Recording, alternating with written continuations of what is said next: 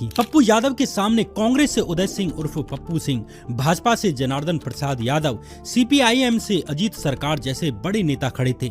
लेकिन वोटिंग वाले दिन पूर्णिया में बड़े स्तर पर गड़बड़ी की खबरें आने लगती हैं। दोपहर 12 बजे तक चारों प्रमुख राष्ट्रीय पार्टियों के कैंडिडेट्स डिस्ट्रिक्ट इलेक्शन ऑफिसर के ऑफिस के बाहर धरने पर बैठ जाते हैं और शिकायत करने लगे कि पप्पू यादव के लोगों ने लगभग 300 बूथों को लूट लिया है और कई तरह की धांधली की है।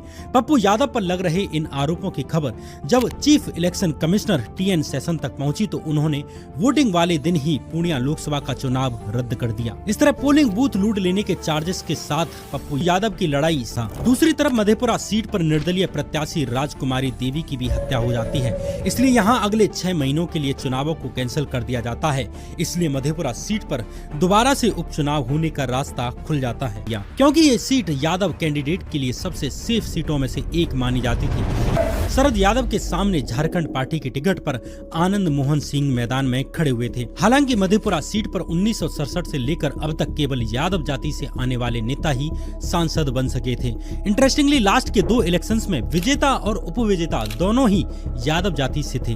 टाइम्स ऑफ इंडिया अखबार की एक रिपोर्ट के अनुसार मधेपुरा में करीब 34-35% यादव हैं। 2011 के सेंसस के अनुसार करीब 12% पॉपुलेशन मुस्लिम्स की है। इसलिए मधेपुरा को लेकर कहा जाता है कि रोम पोप का और मधेपुरा गोप का।